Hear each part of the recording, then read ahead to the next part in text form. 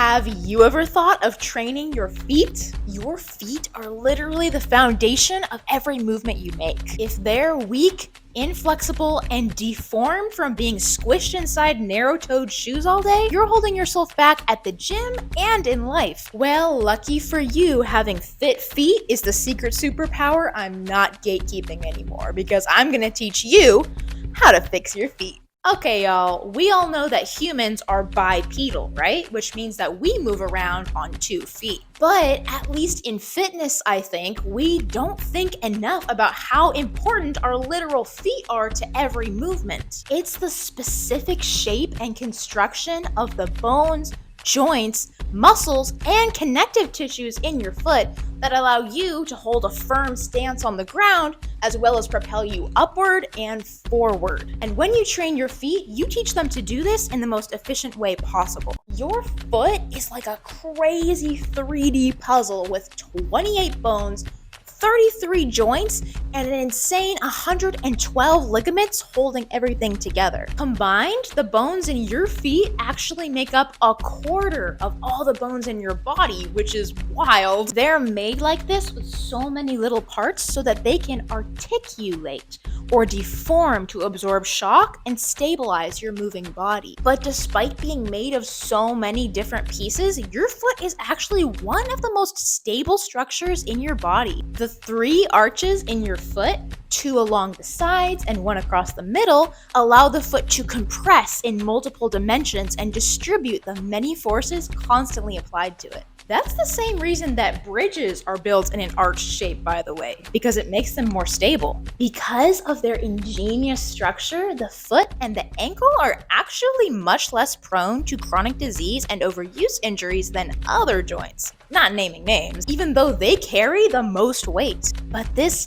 doesn't mean you don't need to train your feet. Not intentionally working your feet would be like not working your glutes just because they're already the biggest and strongest muscle on most people. There is so much to be gained in optimizing your feet as much as possible, from rolling your ankle less on your weekly hikes to making your squat stance twice as stable. And if you want to train your foot, you have to train the specific movements that it does. Your ankle might seem like a ball and socket joint like your shoulder from the way it moves, but it's not. The ankle actually moves in 4 specific ways. The first 2 are dorsiflexion and plantar flexion, also known as flexing and pointing. The other 2 are eversion and inversion, also known as external rotation and internal rotation. It's the amazing coordination of the muscles that control these 4 movements that allow your ankle to seem like it can move in a perfectly smooth circle. Now, while your foot can technically move independently in all 4 ways, flexing tends to be associated with external rotation and pointing tends to be associated with internal rotation. The flexing plus external rotation movement is called pronation, while the opposite,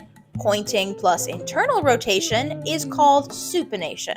And here those movements are a little faster. This is actually how walking works. As you step onto your foot, it flexes and pronates, causing your weight to roll along the inside edge. Then, as your weight begins to transfer to the other foot, this foot starts to point and supinate as it pushes off the ground, generating force to push you forward. In the pronated position, your foot is more mobile and able to adjust to uneven terrain. And in the supinated position, joints in your foot lock so it can function like a rigid lever to push off the ground. So, which muscles control these movements? Well, the muscles on the back of your lower leg, your calf, point your foot, the muscles on the front of your lower leg flex your foot, and the muscles on the sides rotate it side to side. As you might be able to see, the muscles on the back are huge compared to the rest, and for good reason. This is because they are the main force generators in walking, running, and jumping.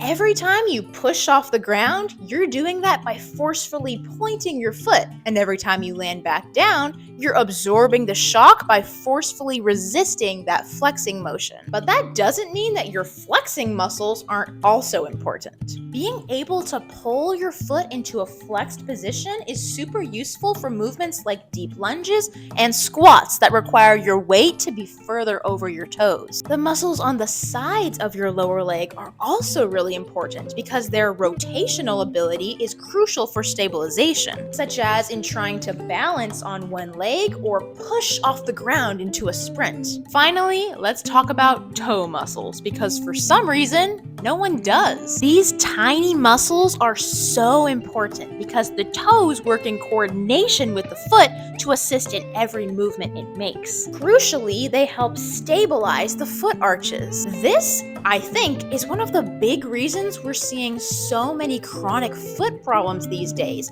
even though the foot is supposed to be so resilient. Your feet are supposed to be the widest at the toes, but take a look at this shoe. It actually narrows the most at the toes. When your toes are pushed together, they can't flex and point and properly exert force. When you walk around like this constantly, they get weaker and less mobile over time. I would really encourage you to go barefoot or in socks only whenever possible. And if you have to wear shoes, wear barefoot shoes or strappy sandals, but not flip-flops, because the way you have to grip them with your toes recreates the whole problem. To me, everything I learn about feet makes me feel like people are really just sleeping on them. I train my feet on a weekly basis, and the difference in my balance, ankle stability, explosiveness, and so much more is insane compared to before I started. And because I want you to experience these amazing benefits too,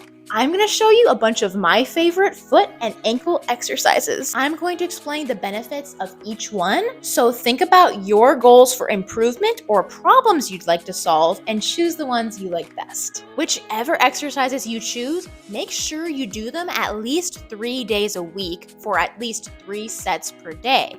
And make sure you do as many reps as you need per set to feel like you worked hard. As usual, I'm not going to explain the details of technique for each exercise, but you can check the playlist linked above or in the description for that. Now let's get to the workouts. These first exercises are for foot mobility. A major function of your feet is their ability to absorb shock and produce force by literally changing their shape, like when you're landing from a jump or rising up high on tiptoe. So mobility is key. To stretch foot flexing mobility, do standing calf stretch, assisted malasana, and goddess squat with a side lean. To stretch foot pointing mobility, stretch the top of your foot like this. To stretch your toes, do thunderbolt pose like this. These next exercises are all about strengthening each dimension of ankle and foot movement, so that all the amazing things our feet do that rely on these movements, like walking, running, and jumping, don't have any weak aspects that can lead to injury. You can strengthen flexing and pointing like this with an exercise band. I prefer the TheraBand style ones because they're wider and you can really press your toes into them.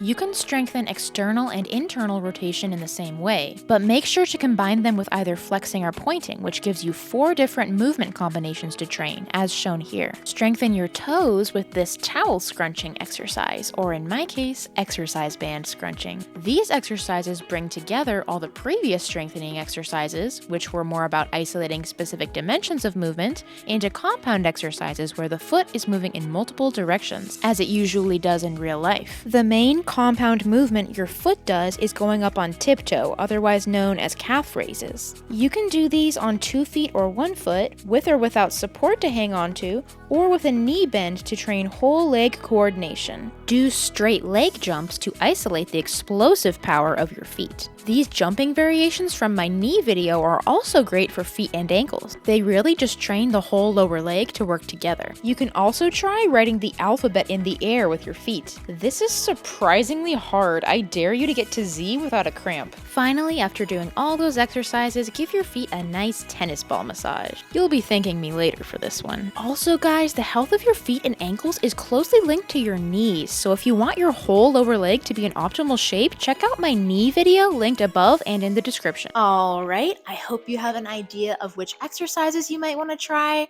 and I hope you have renewed appreciation for those goofy little goobers on the ends of your legs that do so very much for you. I know, I do. May the gains be with you, my dudes, and remember that you are pretty freaking cool. See ya. I thought our sign was gonna look like Hollywood. No. That's probably why they put this bitch right by the hood. Thought we was about to get some shit, they really just hold us. Then gave us a sign in Times New Roman. They put the green in the shit, they thought it was cool. Man, it's some shit you will see up in front of the school. Like, goddamn, man, we should've got the other kind. Man, the city about to put in on another sign. God, we just keeping it real, we ain't never hating. I think I seen a bigger sign at a graduation. Hey, man, we must've got these letters on a discount. The wind blow too hard, fuck around and knock this shit down.